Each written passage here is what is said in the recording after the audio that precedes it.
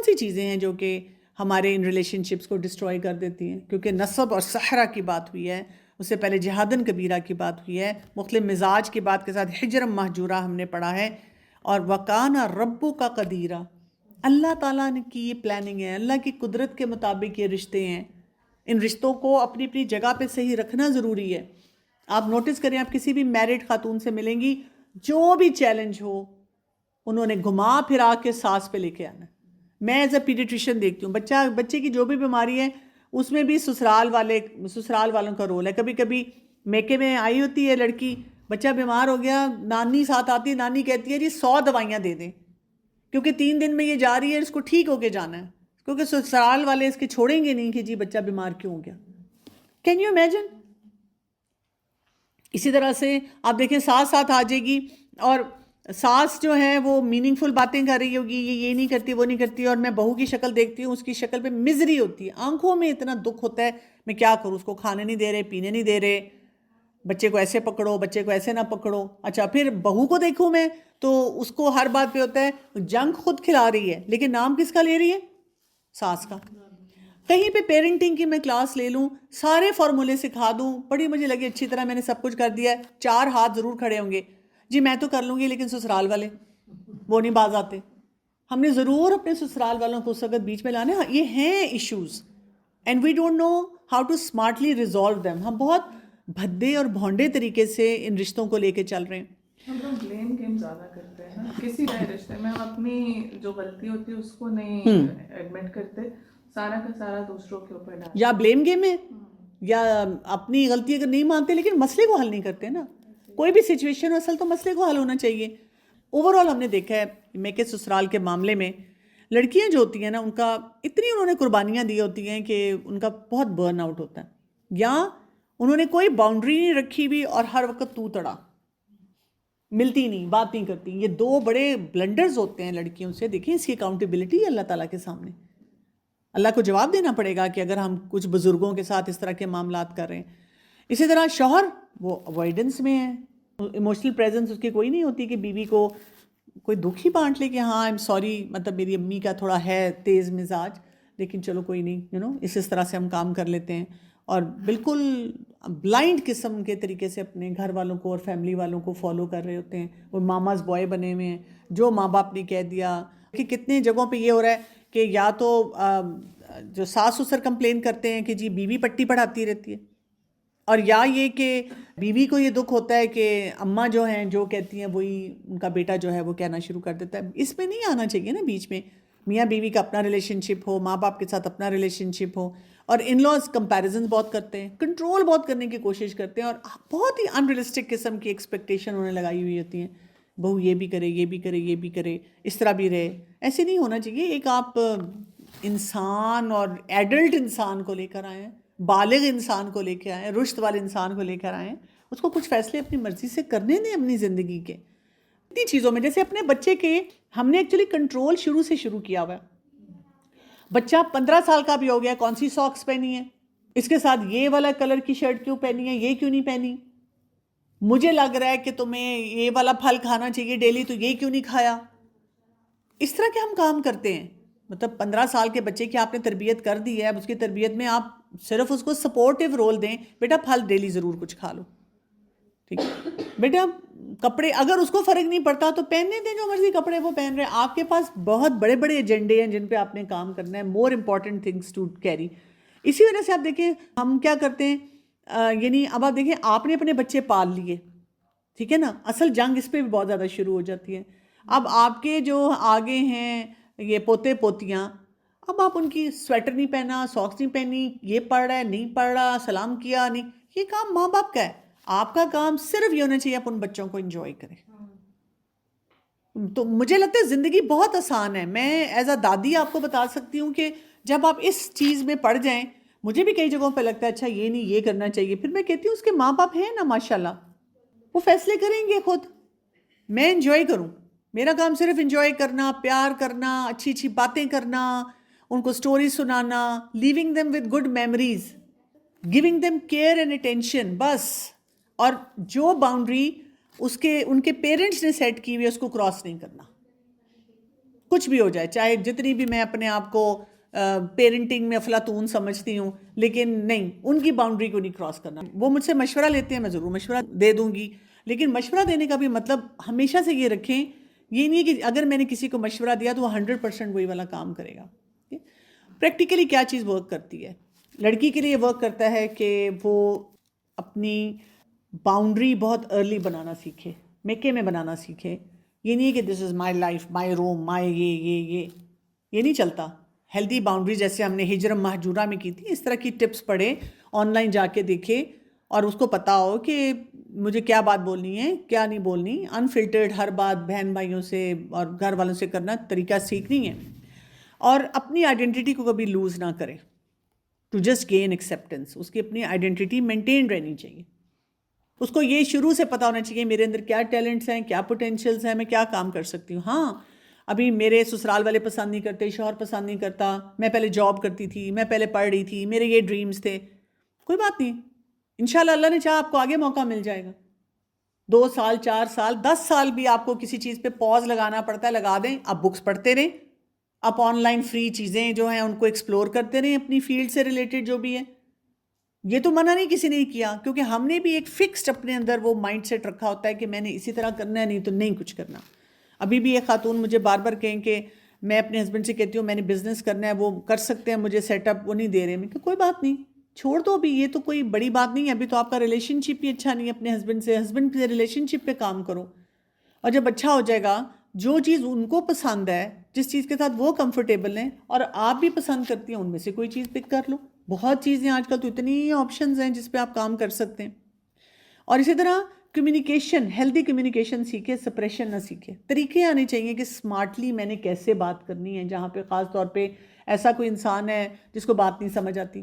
میری کل ہی کسی بچی سے بات ہو رہی تھی، میں کہیں بیٹھی ہوئی تھی، ینگ بچی تھی، تو وہ بڑا مجھے کہہ رہی، وہ جیسے ہوتا ہے نا کہیں کسی ادارے میں جو پڑھ رہی ہے تو اب اس انسٹیٹیوشن کی برائیاں کر رہی، ٹیچرز ایسے ہیں فلاں، جیسے بچے ٹپیکلی کرتے ہیں نا، اسکول میں ایسے ہیں تو کالج میں ایسے ہیں تو یونیورسٹی میں ایسے ہیں تو ٹیچرز ایسے ہیں، بڑی پالیٹکس اور یہ اور وہ ہے. تو میں نے اس کو بیٹھ کے سمجھایا، میں نے کہا میری بات سنو، تم کیوں فرسٹریٹ ہو رہی ہو؟ وہ ٹیچرز بات کر رہی تھی. میں نے کہا اگر ٹیچر آپ کے سامنے بات کر رہی تھی تو بہت غلط بات کر رہی تھی. وہ آپ کو کیوں اس ادارے کے بارے میں اس طرح بات بتا رہی ہیں؟ That means this teacher is a problem.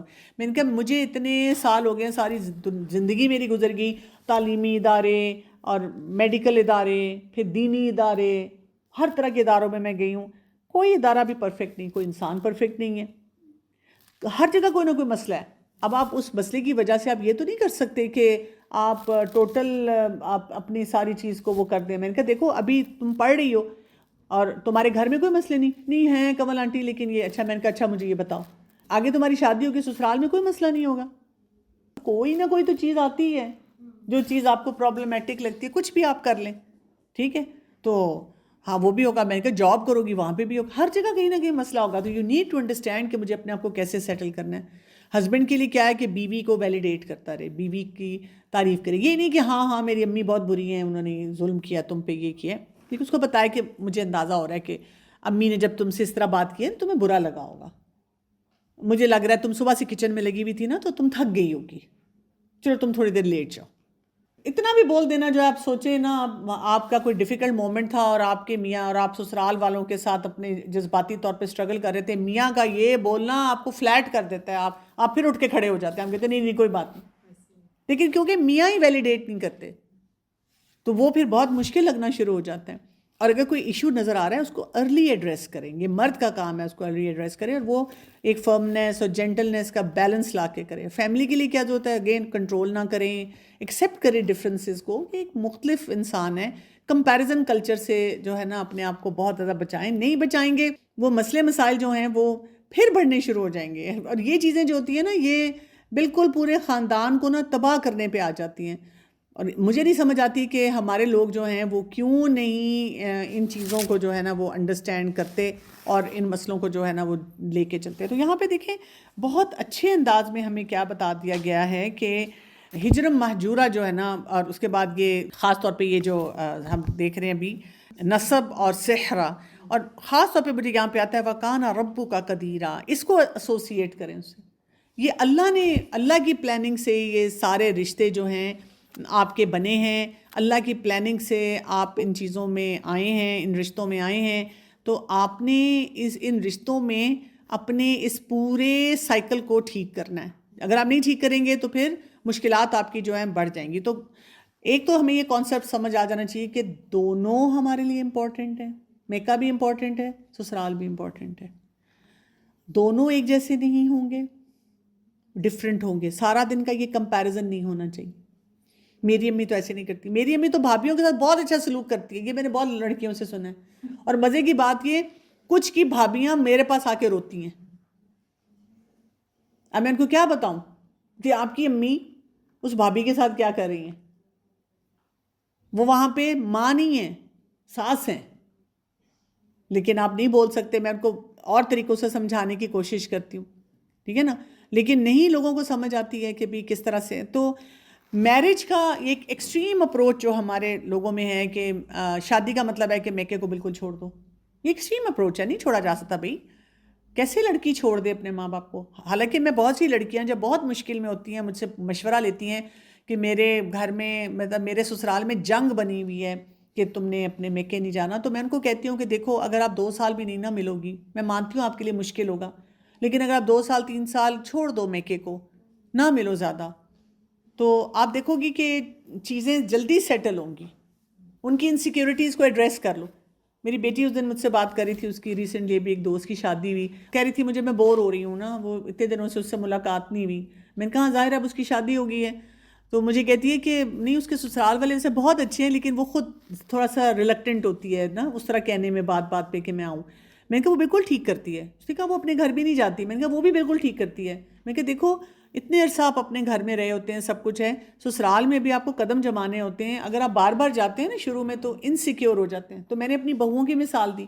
میں کہ دیکھو, تم نے نوٹس نہیں کیا کہ تمہاری بھابیاں جو ہیں شروع میں نہیں جاتی تھیں, اب وہ فریلی جاتی ہیں, دن ہفتے میں 3 دفعہ بھی چلی جاتی ہیں, اب کوئی مسئلہ نہیں ہوتا. لیکن شروع میں نا سسرال والے بھی کہیں نہ کہیں لیکن وہ ہائی الرٹ پہ ہوتے ہیں کہ ہمارے ساتھ کتنی اٹیچمنٹ شو کر رہی ہے, کتنا وہ ساتھ اس میں ایڈجسٹ ہو رہی ہے. پھر اسی طرح سے میکے کو پرائرٹی رکھنا شادی کے بعد, یعنی اپنے گھر میں ایڈجسٹ نہ ہونا, روز روز میکے جانا. میکے والوں کو بھی نہیں بار بار بلانا چاہیے. مجھے تو یہ لگتا ہے, مطلب دیکھیں نا, پہلے کیا ہوتا تھا, کوئی رشتے, جب آپ کی شادی نہیں ہوئی, رشتہ دار کوئی آتا ہے, اور اگر امی کے ماموں آئے ہیں, خالہ آئی ہیں, پھوپھی آئی ہیں, فلاں رشتہ دار آیا ہے, کئی دفعہ بچے ملنے ہی نہیں آتے. ہم پڑھ رہے ہیں, ہم کام کر رہے ہیں, چاہے وہ صرف نیٹ فلکس پہ کوئی سیزن دیکھ رہے ہیں, سوئے ہوئے ہیں, طبیعت نہیں ٹھیک, سر میں درد ہے. اچھا, اور جب اب شادی ہو جاتی ہے پھر ہمیں ہر کوئی اچھا لگنا شروع ہو جاتا ہے. پھر امی کو بھی یاد آتا ہے موسم اچھا ہے, ہم نے تمہاری پسند کے پکوڑے بنائے ہیں اور پراٹھے بنائے ہیں اور فلاں پکوان بنایا ہے. بھئی اگر وہ اسی شہر میں ہے تو اس کو ویسے بھیج دیں, ہم نے بنایا تھا تم لوگوں کے لیے بھی بھیج رہے ہیں, آپ افورڈ کر سکتے ہیں, آپ بھیج دیں. لیکن اس کو روز روز نہیں بلائیں, اس کو روز روز یہ باتیں نہیں بتائیں, اس کا پھر دل چاہے گا, اس کو ایڈجسٹ ہونے دیں وہاں پہ. پہلی مائیں کیا کرتی ہوتی تھی, دے ور ناٹ ان ٹچ, بس بچی آ گئی تو ٹھیک ہے, تاکہ وہ ایڈجسٹ ہو اس جگہ پہ نا. ہاسٹل میں بھی جائے اور آپ روز اس کو بتائیں ہم گھر میں یہ کر رہے ہیں, تو وہ ہاسٹل میں بھی اس کا دل نہیں لگے گا, کسی نئی انوائرمنٹ میں اس کا دل نہیں لگے گا. اس کو ایڈجسٹ ہونے کے لیے کیا کرنا پڑتا ہے, تھوڑی دیر کے لیے ریلیز کرنا پڑتا ہے. تو چھوڑ دیں تھوڑی دیر کے لیے, اس کو اس طرح کی باتیں نہ بتائیں کہ ہم یہاں پہ کیا کر رہے ہیں. اور اب اس لیے لوگ کہتے ہیں نا کہ جب آپ سسرال میں آئیں تو آپ کے پاس فون نہ ہو. اور میں آپ کو بتاؤں, اب میں سوچتی ہوں کہ یہ تو پاسبل نہیں ہے, لیکن کچھ عرصہ پہلے کی بات ہے, کچھ سال پہلے کی بات ہے, 3-4 سال پہلے میری ایک بہت اچھی دوست ہے, ان کے بیٹے کی شادی ہوئی. تو جب نیکسٹ ڈے میری دوست نے اس کو کہا کہ بیٹا ماما کو اور بابا کو فون کر لو, بتا دو اپنی خیریت, اور پھر ابھی ہم مطلب ناشتہ کرتے ہیں.